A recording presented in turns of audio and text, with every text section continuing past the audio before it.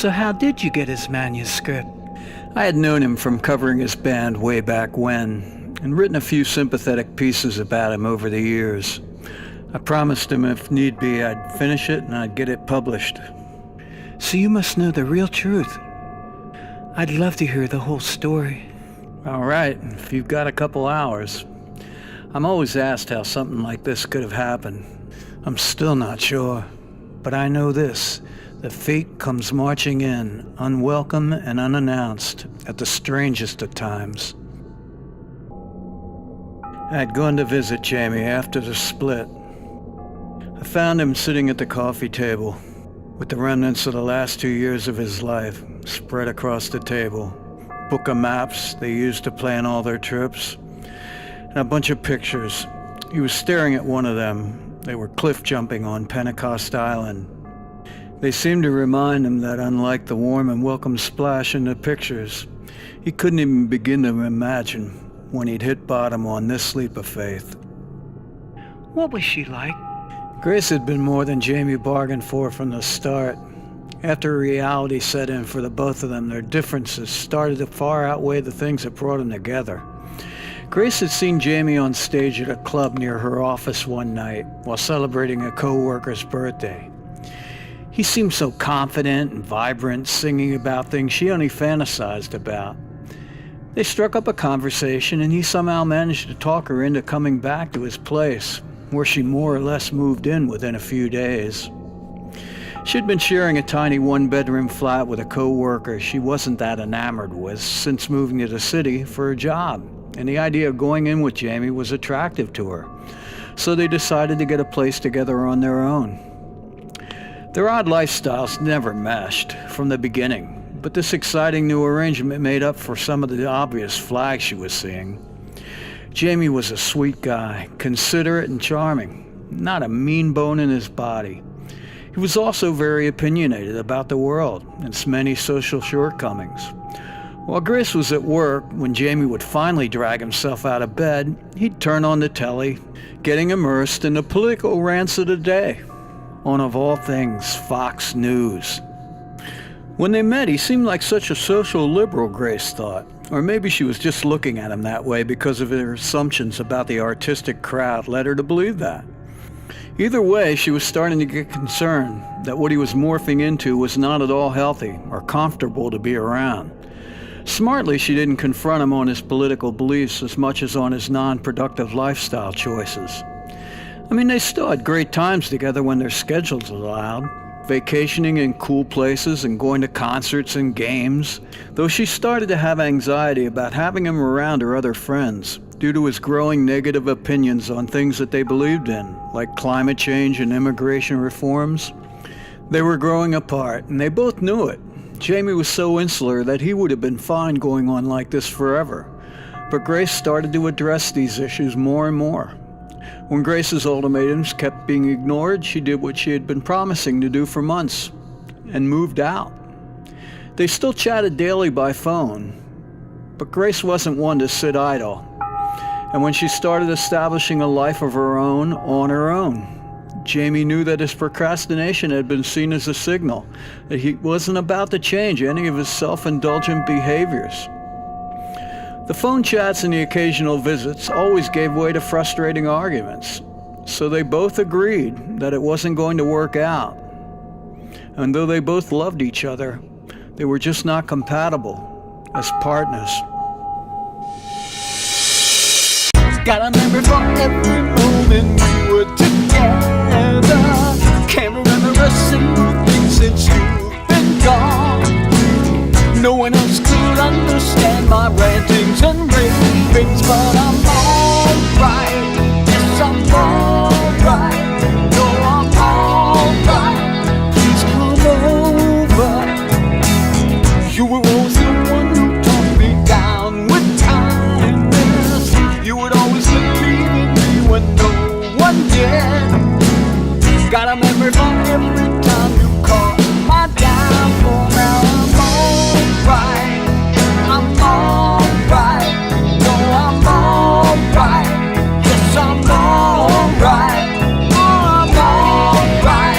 Yes, I'm alright. No, I'm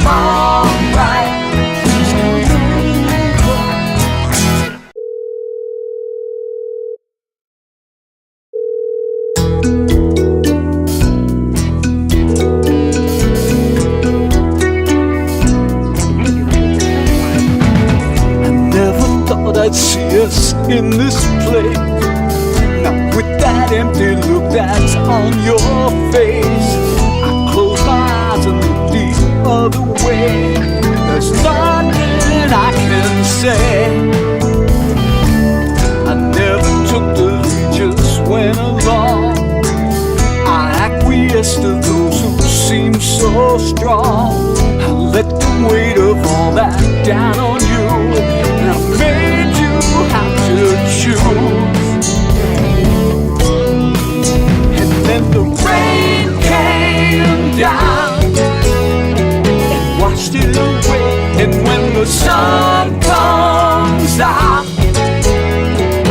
everything's changed, 'cause I won't be that guy you want me to be. No, I won't be that guy.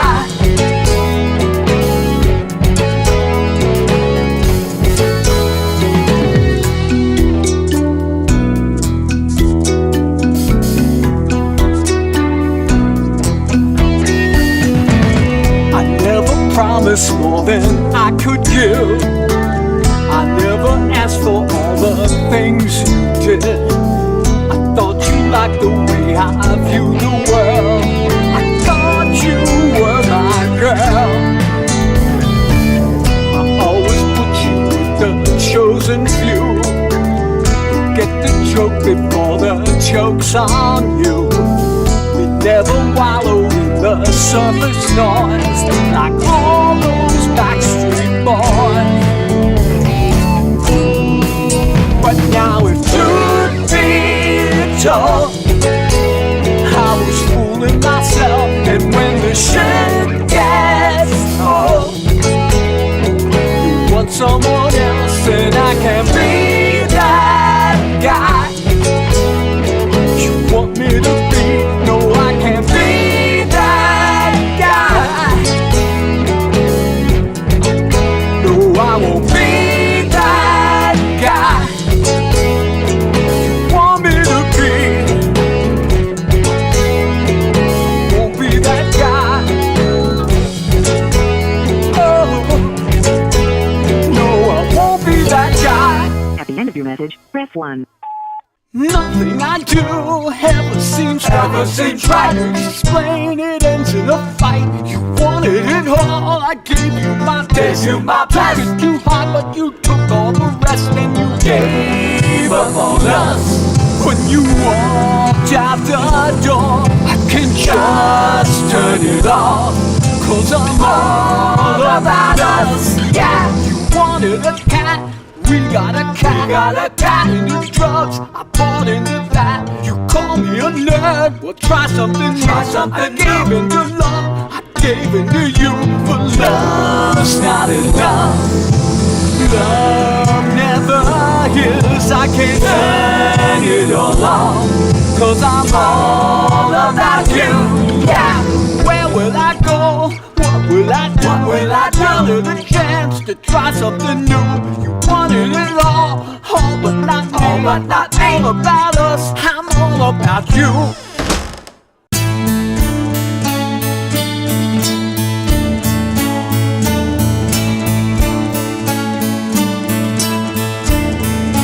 When you grow tired of me and you find a better man,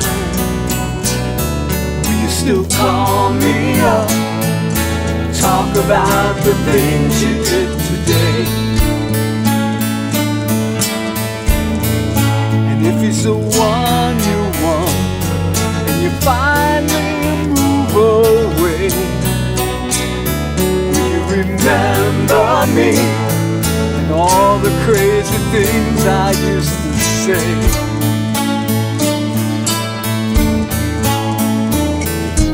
No one cares about me anymore. They don't believe a word I say. No one listens to me anymore, 'cause I rant and I rave. Alone and afraid.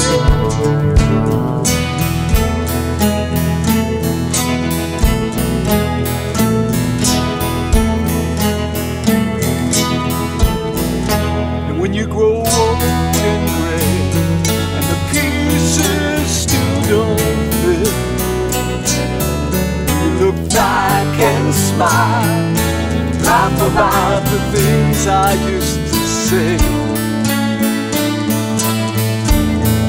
And you know I'll wait for you 1,000 yesterdays. You're the first and last, and only one, and that will never change.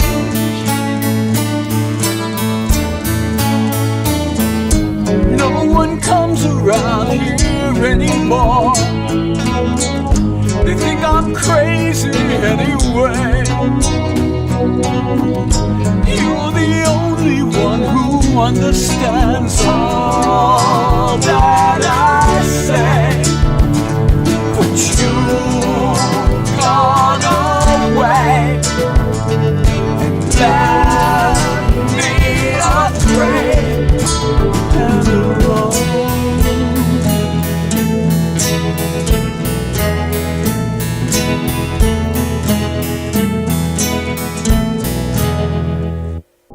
So by now, reality had set in, and Jamie realized that Grace was gone for good.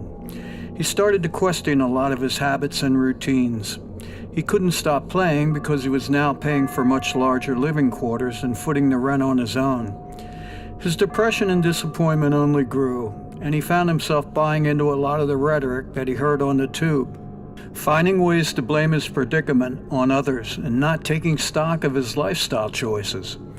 What used to be a carefree and happy routine now seemed compromised, and of all things, boring.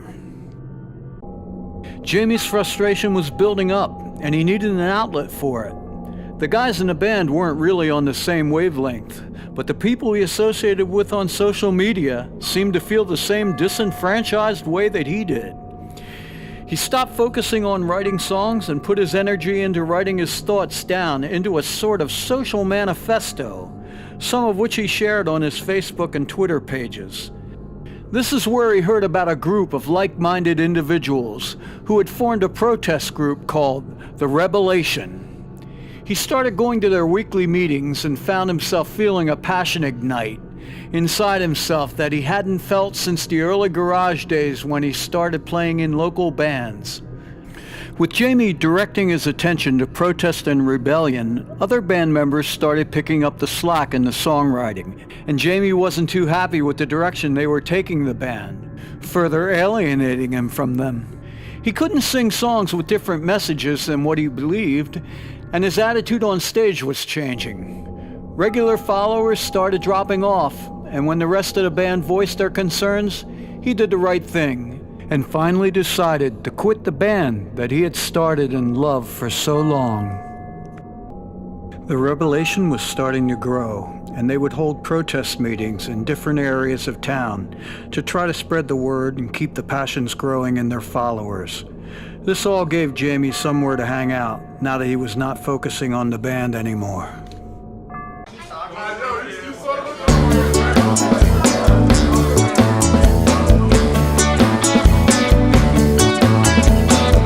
I'm an exile, banished from the family plan,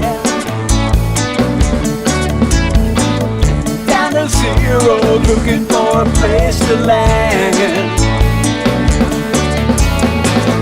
I'm antisocial, anti-anything at all.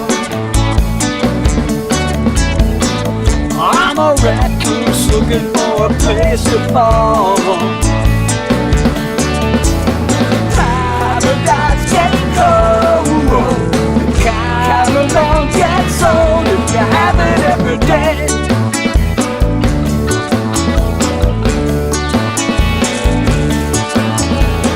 The grass is greener, always on the other side. Best jokes are using someone else's line.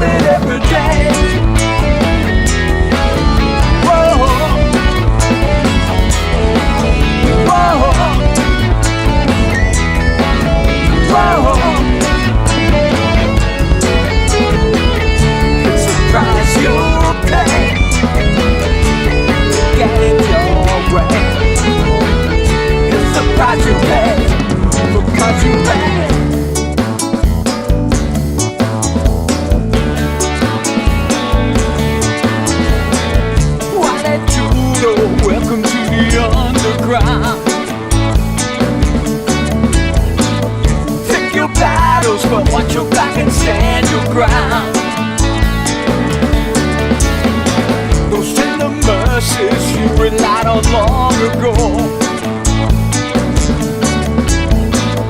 Distant memories, now you'll find it on your own.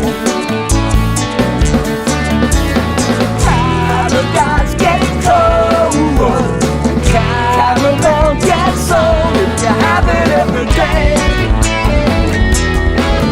Whoa, whoa, whoa.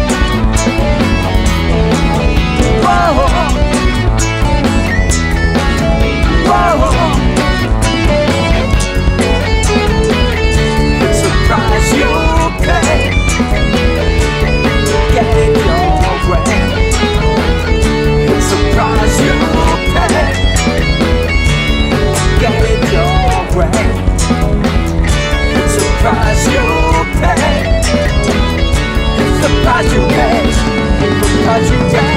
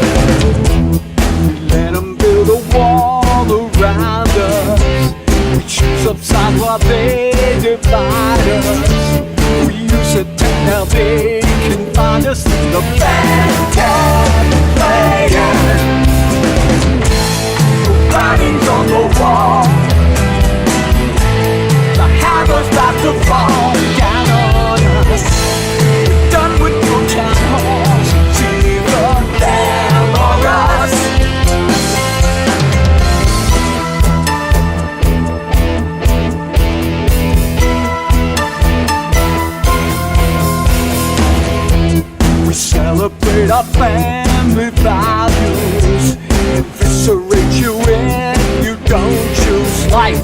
We find those all our interactions in the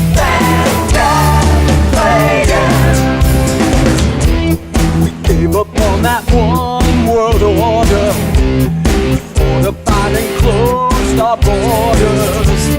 Consumerized, now we're just hoarders in the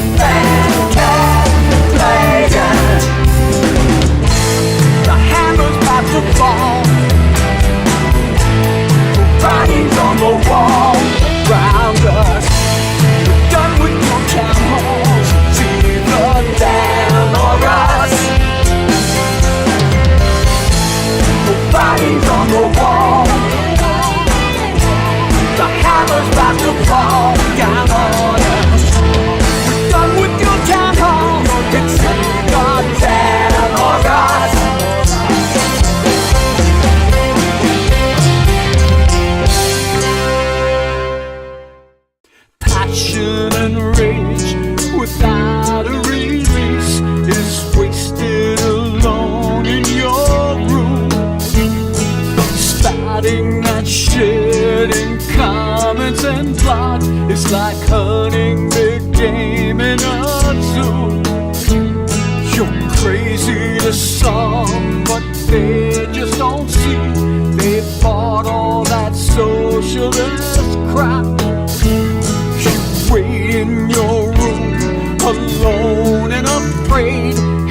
try in vain not to snap.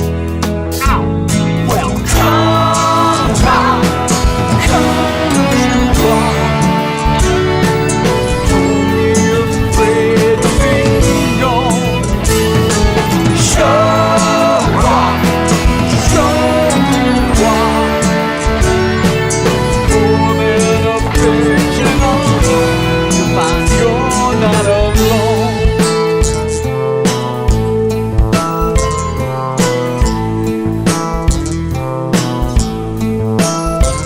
There's so many more that feel just like you, but they're just afraid of themselves.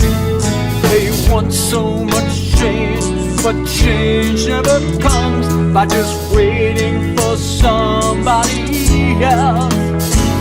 So come now, come as you are.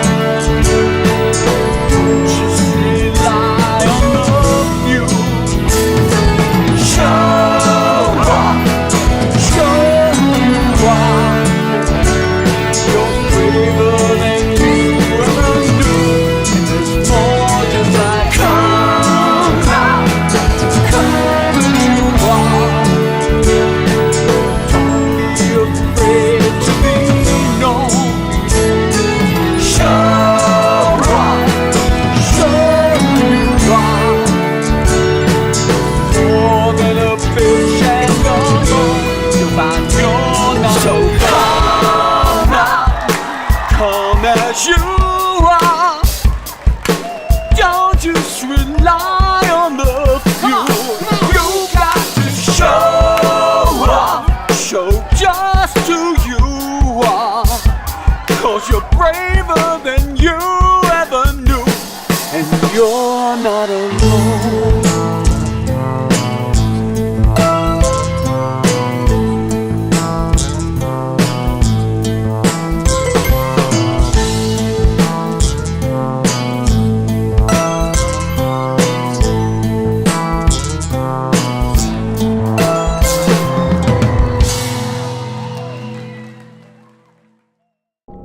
As Revelation grew, so grew the wide variety of people who attached themselves to it. Jorah and Walter, two recent members that Jamie had befriended, seemed to espouse a far more violent rhetoric in their beliefs than the others had. Jamie loved to debate them on peaceful versus violent protest. One night Jorah called Jamie to suggest they meet downtown and scope out the newly built library, which was preparing for a grand opening celebration the next day. He said it would be a perfect place to set up a protest rally. Jamie parked out front and waited for Jorah, but he never showed. He wandered around checking every other entrance to see if he misunderstood their meeting spot. After over an hour of unanswered calls, he was getting ready to leave when he saw Jorah and Walter across the street at a bar waving him over. They apologized for being late and went inside for drinks to discuss a quick setup in the morning for the protest. They seemed overly anxious to buy rounds, which Jamie took advantage of, being he was still a little upset with their lateness. By the time they decided to call it a night, Jamie was in no condition to drive, so Jorah offered to drive him home, and Walter offered to drive Jamie's car and bring it back in the morning, and they could both ride together for the protest. Jamie had woke up to the sound of a large explosion and faint sounds of sirens. By the time he shook off the fog from the night before and realized that he had slept through the pickup time that Walter had set to go to the protest, he started calling Jorah and Walter to see if they had left without him. Strangely, there was no answer on their phones yet again. He went out to the kitchen and immediately noticed the window was open.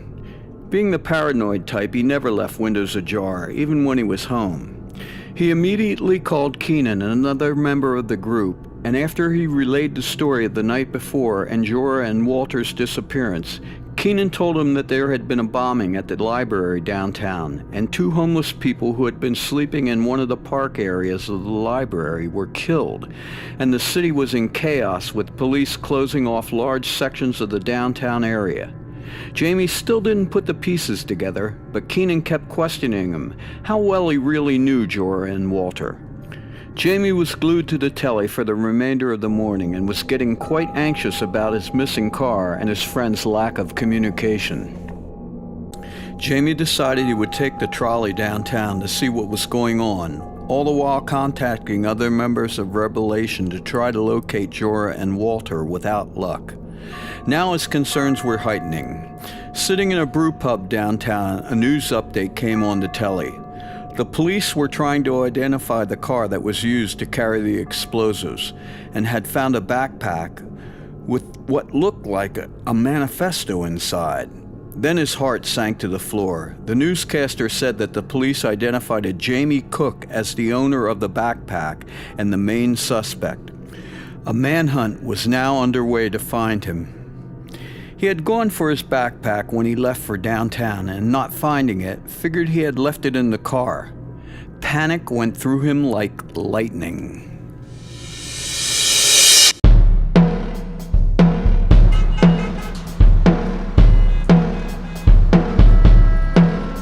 While you sleep, we grow strong. If you turn away too long, we'll find you.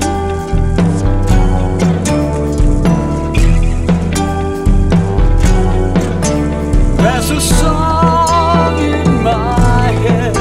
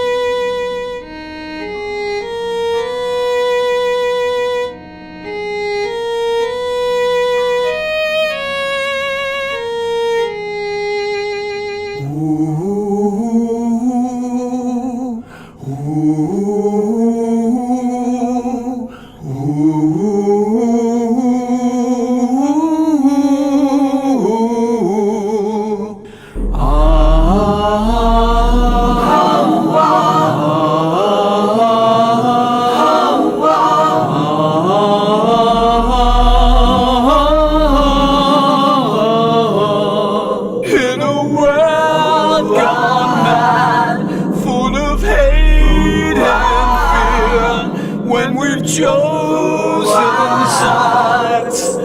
Of some we will require much. Of some we will require much.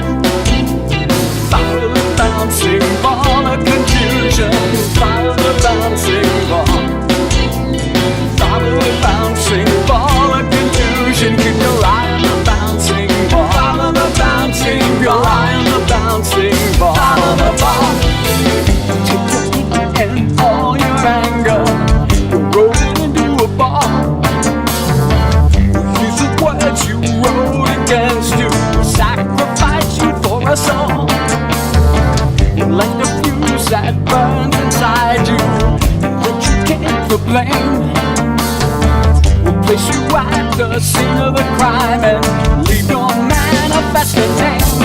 Then we'll plant the bomb and detonate the fuse. And we'll watch from home a well-conceived and orchestrated ruse. Follow the bouncing ball. Follow the bouncing ball of confusion. Follow the bouncing ball. Follow the bouncing ball of confusion. Keep your eye on the bouncing ball. Follow the bouncing ball. Eye on the bouncing ball. Follow the ball. They set me up and use my anger upon someone else's game. One of the troops, a good foot soldier. I marched right in and signed my name.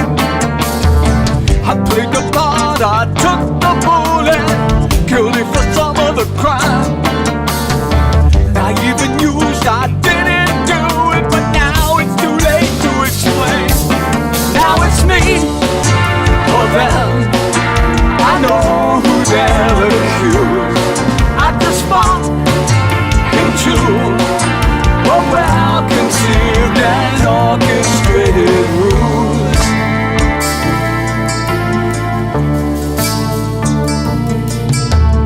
Follow the bouncing ball. Follow the bouncing ball. Follow the bouncing ball. Follow the ball. New Saturday nights, starting with an all-new dot.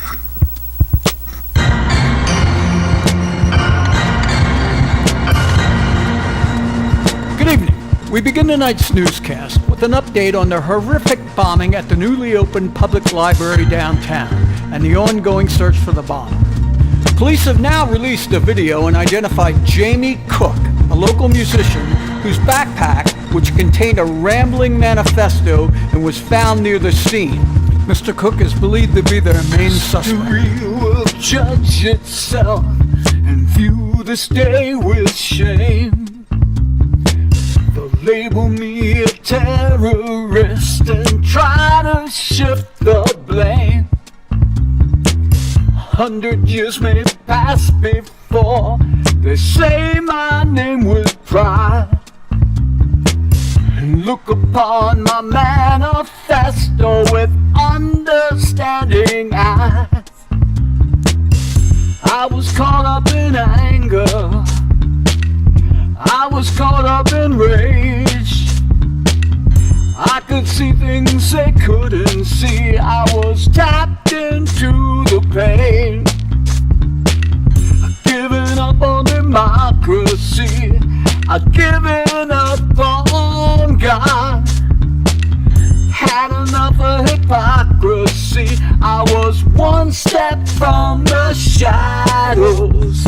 One step from the shadows. I was one step from the shadow. I was one step. I was one step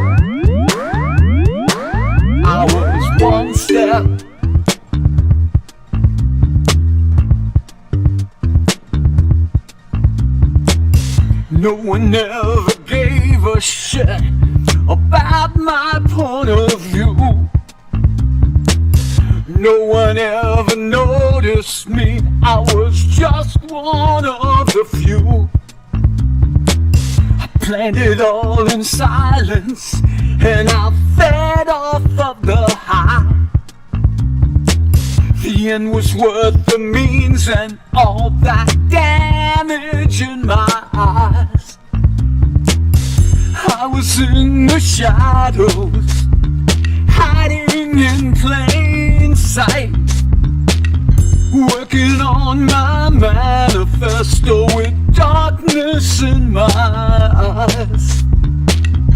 Giving up on democracy, I've given up on God.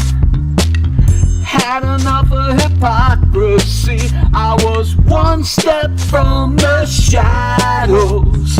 One step from the shadows. I was one step from the shadow. I was one step. I was one step. I was one step. I was one step. I used to say I was happy. I used to lie to myself. All my friends said he was crazy, better find someone else. I used to joke that he was funny in bed, yeah, and it was not how it seems. I used to say he was just misunderstood, a celibate dream. I hung around for a long time. I made a fool of myself. I got out before he went batshit crazy. Now he's all over the news. Now they're reading from his manifesto. Now they're digging through his past. They'll be here soon.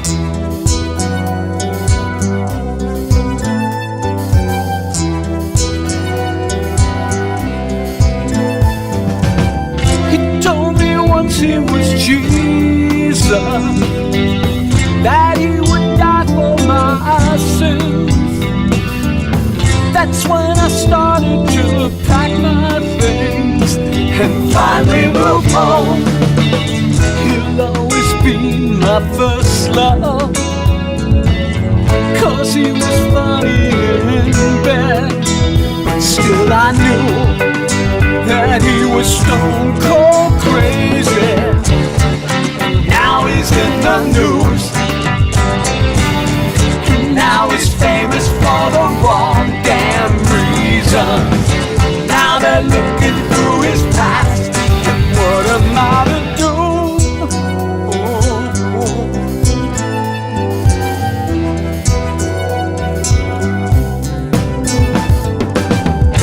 Now they're digging through my trash. They wanna know answers to so many questions. I wanna tell them where to go. I wanna tell them that he was funny in bed. That was it. He would always make me laugh. I wanna tell them that he was funny in bed.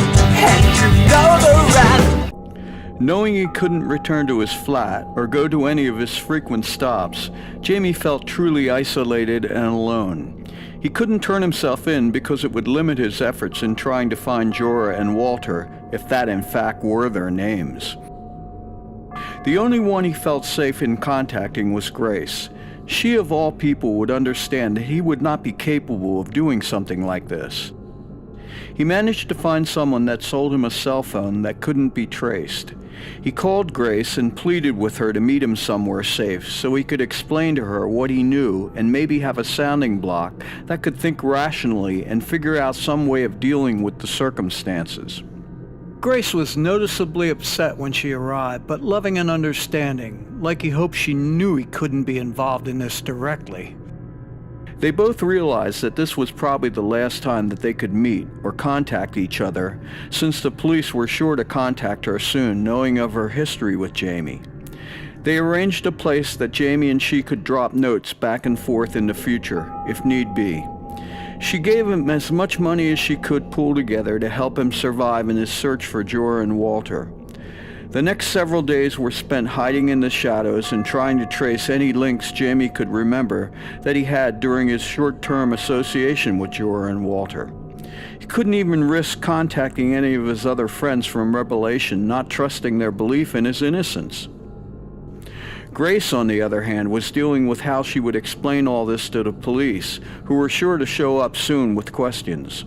Not to mention all her friends who knew of her 2-year relationship with that guy in the band who seemed a bit odd. Others were reeling from the fallout of the bombing. The Revelation group kept meeting mostly to compare notes of the questioning that they were individually getting from the police. They were trying to come to terms with the fact that the main suspect was a much-loved member of the group, and no one had seen this kind of behavior in any of his interactions with any of them. Jamie was determined to get his life back and knew his only hope was finding Jorah and Walter, but that was proving almost impossible by himself and without drawing any attention to himself in the process. After days of trying to locate Jorah and Walter, Jamie realized that he had to get out of the area because his picture was everywhere. And to make matters worse, they had finally identified the auto that had the explosives in it and traced it to him. He had several people from his past that were more or less groupies of the band and decided to try a guy that worshipped the ground he walked on and who used to take guitar lessons from him. Des proved to be sympathetic to his situation and still enamored with Jamie, enough to meet him and drive him about 2 hours south to a small cabin his parents had left him along the Wayfair River that was a little-used summer vacation area for people in the city. There Jamie ruminated and hung out for what seemed like years, reading, watching the telly, and trying to put together some form of defense for what he knew would be his eventual capture. Some days he convinced himself that he could pull together a new identity, changing his looks and maybe slip back into a normal life, trying to forget this whole insane situation. After almost 6 months of laying low in the cabin, Jamie realized that he couldn't stand to live alone and isolated.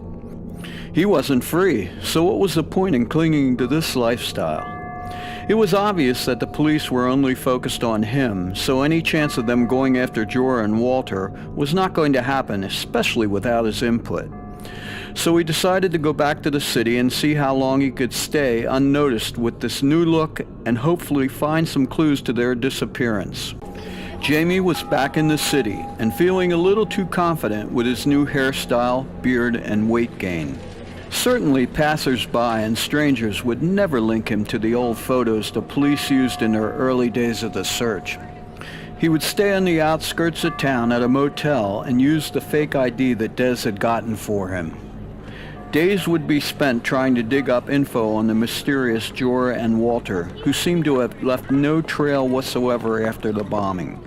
He still was reluctant to contact anyone from the Revelation, even hesitating to look up info on the computers at the new library, which had been subsequently rebuilt quickly after the bombing.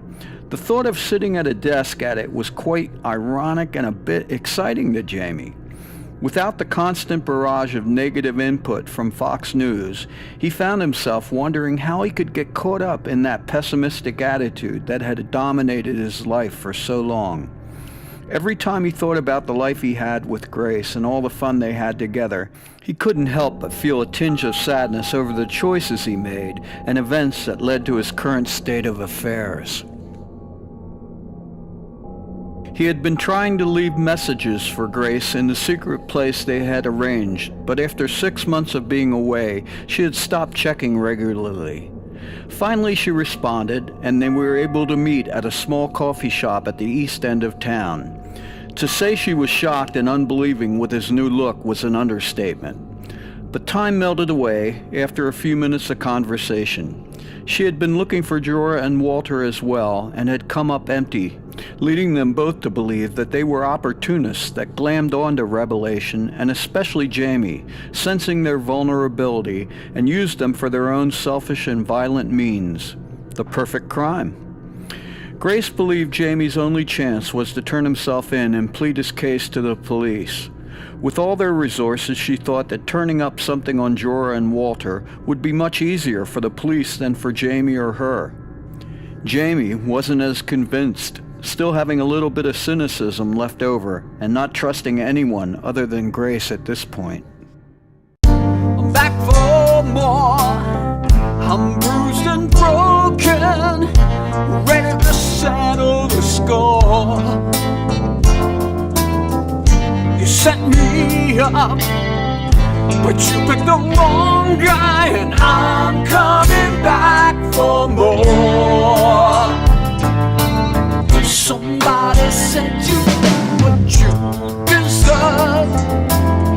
Read all about it here in Social Cantata. Another victim of the spoken word, and all the fallout from it. I soon be your worst nightmare.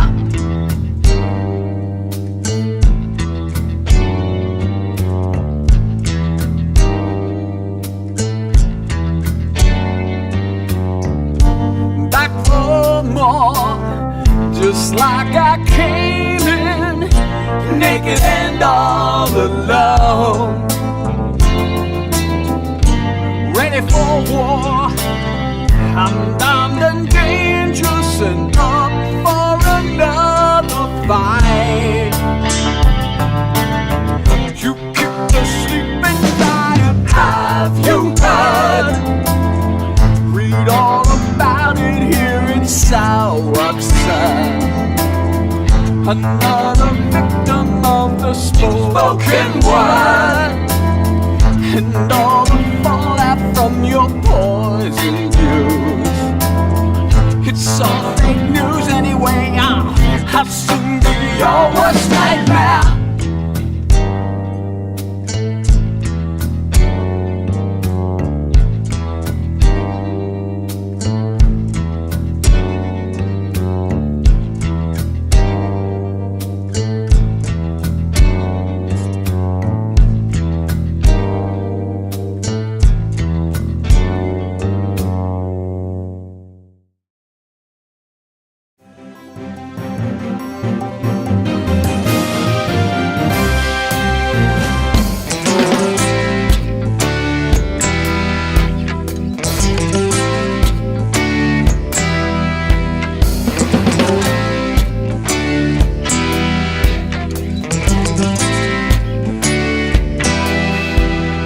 Been rolling on a river, miles and miles from home.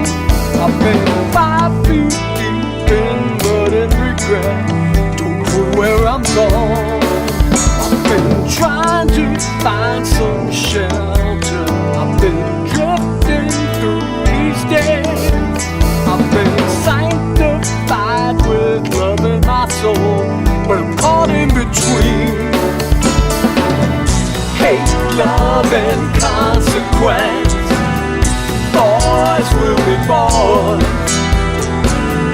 I lost my innocence and found my reward.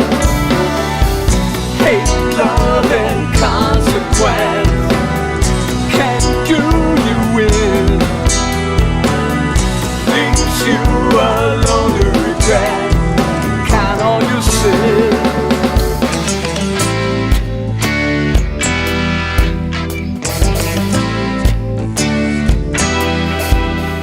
Been living like some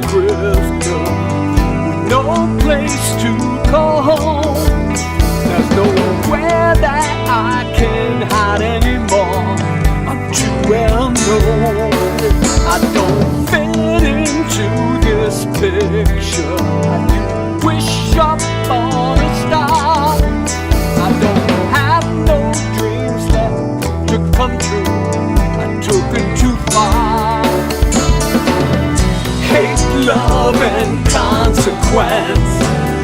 Boys will be born. I lost my innocence, now my reward. Hate, love, and consequence. It'll do you in, leaves you alone to regret and count all your sins. Life without some regret is life barely lived. Hate, love, and consequence. You get what you give.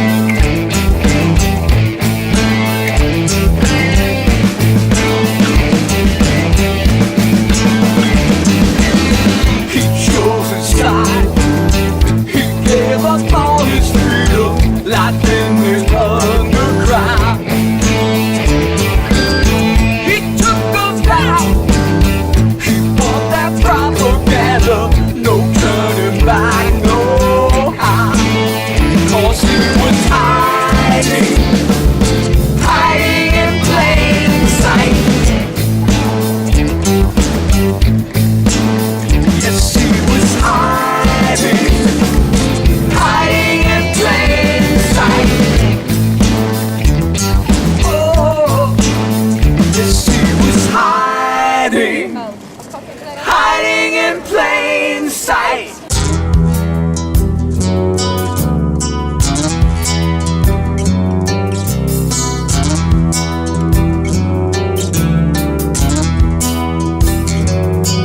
I was walking beside this big parade, smiles all around me, trying to blend in with the happy faces. Thinking about all the plans I made, but all I could see were all those happy faces. And then it all came clear. Some never find those happy days. Some dreams don't come true. Not everyone takes that photograph, and not everyone ends up with you.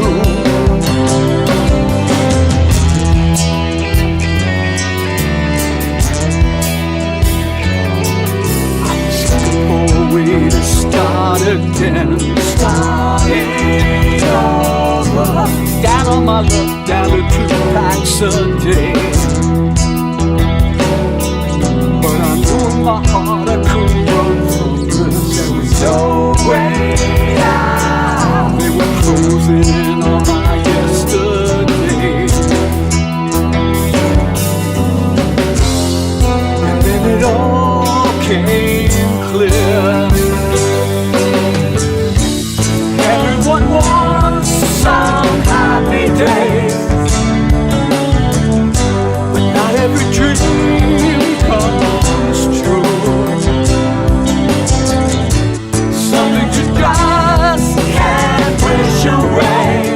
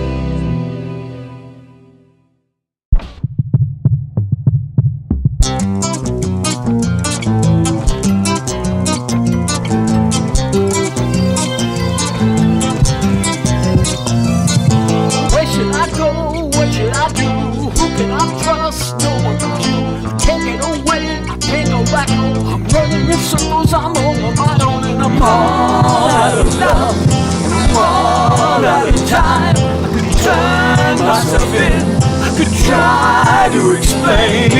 Where would he go? What would he do? Who would he trust? Someone he knew. We're watching his friends, we're watching his home. He can't get too far, he's all on his own, and he's all out of cash, and he's all out of time. He's a dangerous man, and he'll pay for his crime. How could this plan go so damn wrong? We tried to protest, but not with a bomb. They should be up, but I wrote the note. Now I'm on my own, now I'm the scapegoat, and I'm all out of luck, and I'm all out of time. I could turn myself in, I could try to explain. Where would he go? What would he do?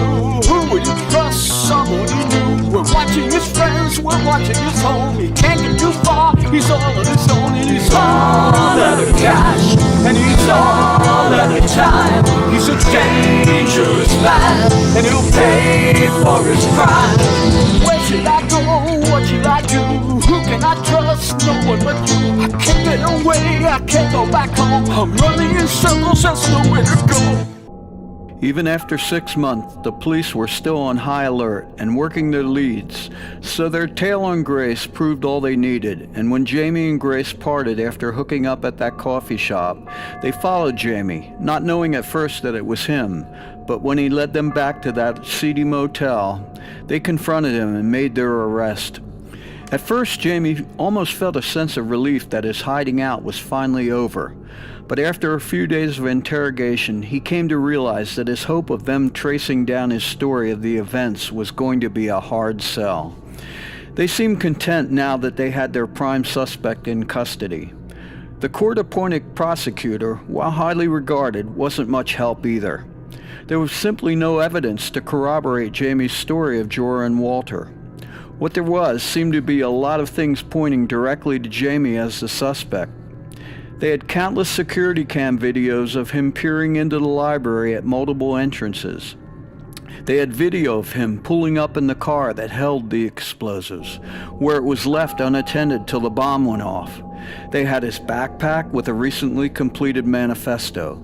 They even went as far as claiming that Jorah and Walter were most likely not real and a result of possible multiple personality disorder. A better lawyer would have driven home the details that they had no proof of Jamie securing the explosives or of any details in the manifesto that had alluded to the bombing. Sadly, you get what you pay for, and Jamie wasn't paying for his defender. It was a short trial, and though Grace and several others testified as to Jamie's character, he was convicted of the bombing and of murders of 2 homeless gentlemen that died in the bombing. His sentencing was extremely hard on Grace, who was absorbing tons of guilt for suggesting to him that he would be better off turning himself in, and had in fact led the police to him unknowingly by meeting him at that coffee shop. She was also finding herself falling deep in love with him again. Over the next few years, Jamie had several appeal hearings. His prosecutor tried to convince the police to chase down leads on Jorah and Walter, but there just were no leads. It was as if they just appeared and then quickly disappeared, leaving no trace behind. Jamie's attempts at a plea bargain went nowhere, because he simply had no useful information for them, and they seemed happy that they had solved the case, and the public seemed happy and had moved on with other demons to chase. By this point in the ordeal, Jamie had accepted his fate and started doing what he did best, writing about his transition from musician to member of the underground to victim of a horrible setup. It was somewhat cathartic to spread his thoughts over the pages of a book, no matter who might eventually see it. At least his story would be documented somewhere, and not everyone would think of him as a misguided terrorist. He didn't even exhibit any anger for being used by others for their own selfish wishes. When Grace would come by to visit, she would be emotionally upset and wanting to keep trying to rectify the situation, and she became more and more frustrated with Jamie's passive behavior. Looking back, though, she realized that this was the man that she knew all along, who played the hand he had been dealt, no matter how unfair it might be. He would rationalize with her, saying that there might be a higher plan that was using him as some sort of strange sacrifice, and when the truth came out, his unfair outcome might be the example that would save many more falsely accused individuals.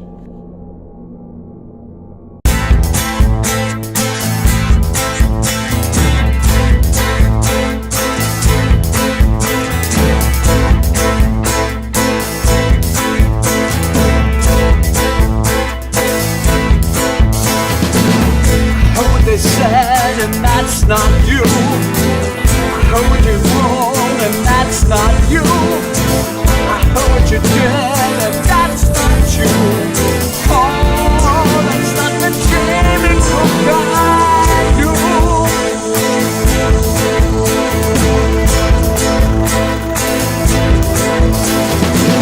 I had to be sure, 'cause that's not you. I had to learn more, 'cause that's not you. I knew in my heart, but that's not you. Ooh, it's not the Jamie Cook I knew.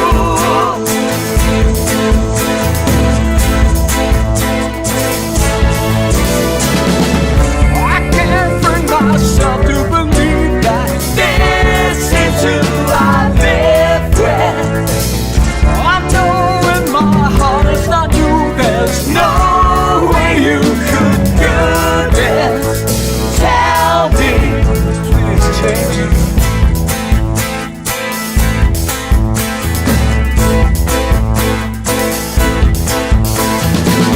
I couldn't just wait and watch you die. Couldn't just sit alone and cry. I couldn't just ride the guilt away. When there was so much I could say.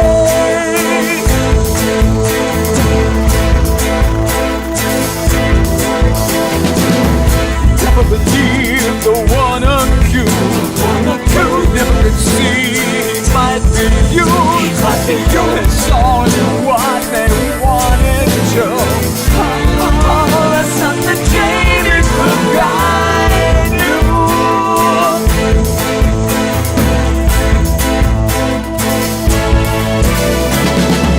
This monster they're talking about is not the man I live with. I know in my heart it's not you.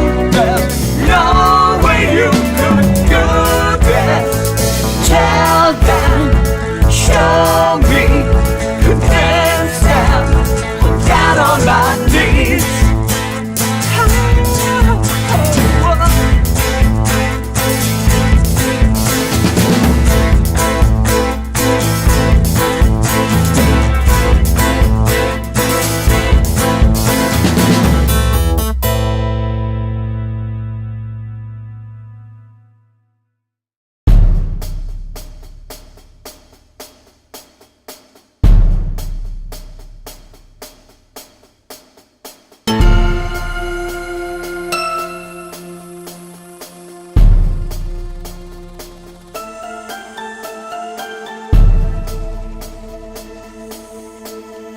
They're still out there.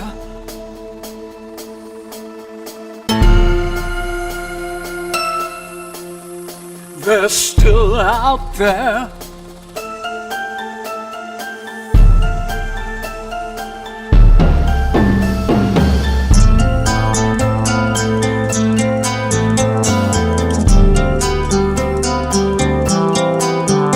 They're still out there.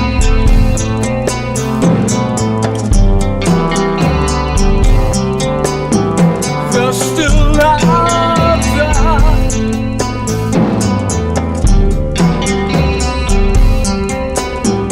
They're still out there. Got the wrong man. They're still out there.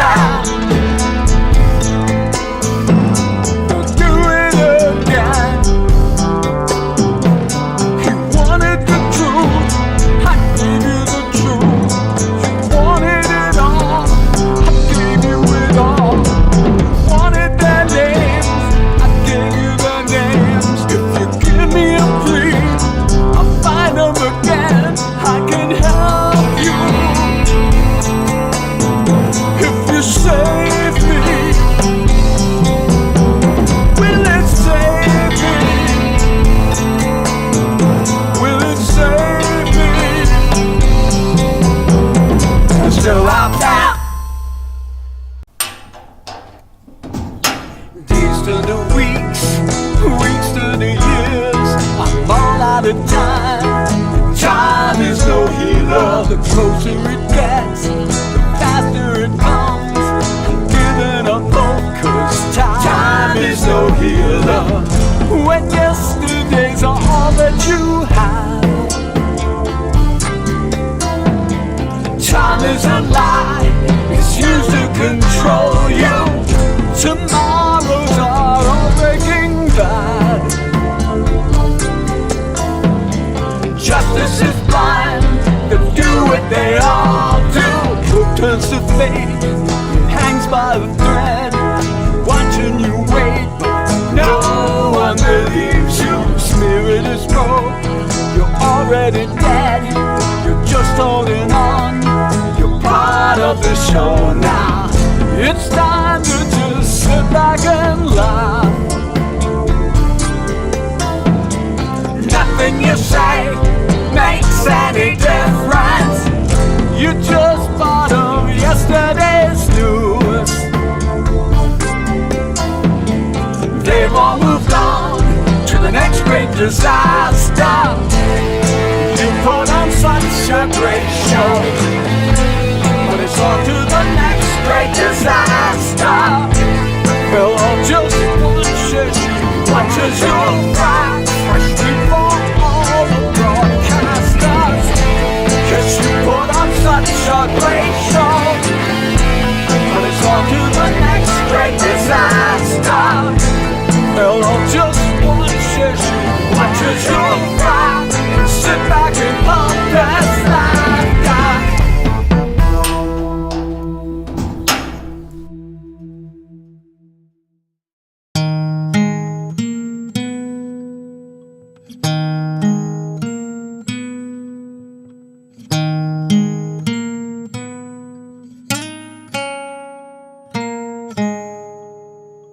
Of some we will require much. Of some we will require much. The day finally arrives. All appeals are over, and there are still no leads on Jamie's version of what really happened that day. Jamie almost seems emotionless as he is given his last rites and his last meal. When asked if he is ready, his response was, "We're ready." Some thinking it was the last joke about the multiple personality theory. Several local homeless activists and the usual cadre of news media types are in attendance. The end comes as quickly as the bombing itself did. Grace is left alone after everyone leaves. She left him willingly way back when, but this time she doesn't seem capable of going on her own. She knows this will haunt her for the rest of her life, but pledges to no one in particular that he may have given up, but she never will. Accepting the outcome would be the final injustice for her special friend.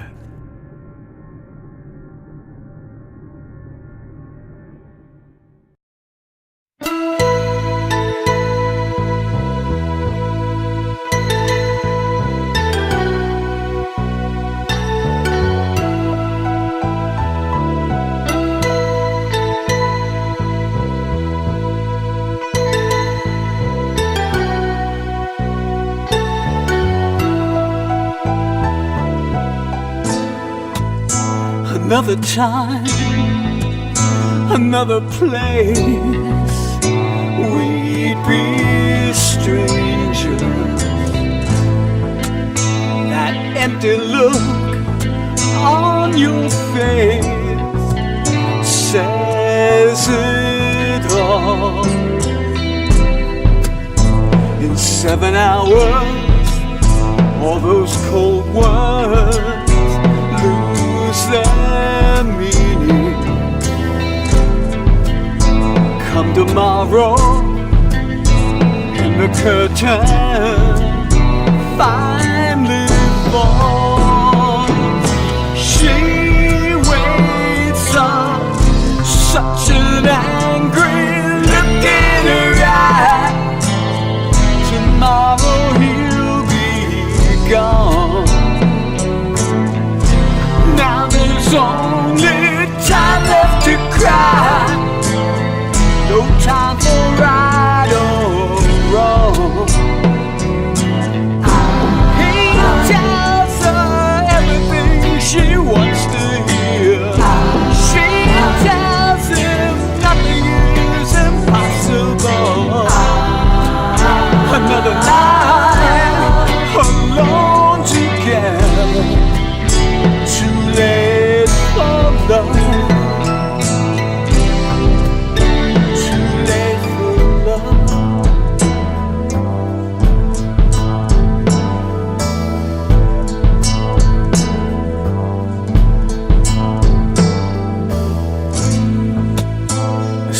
second guess, a second chance, too much to ask for.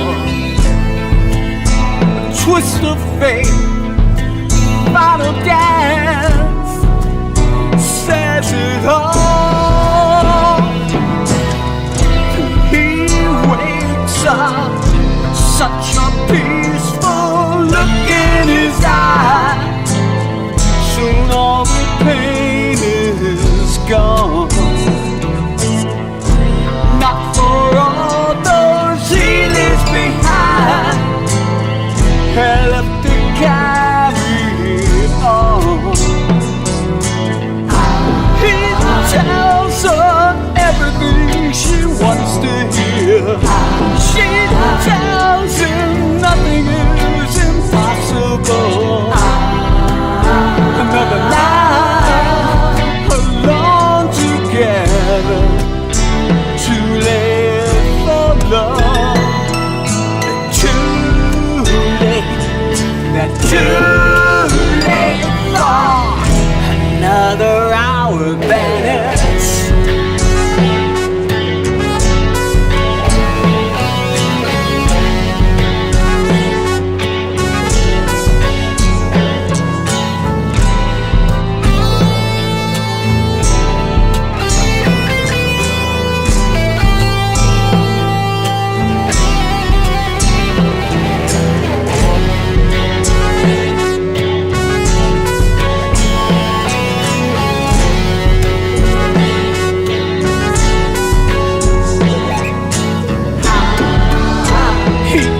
Everything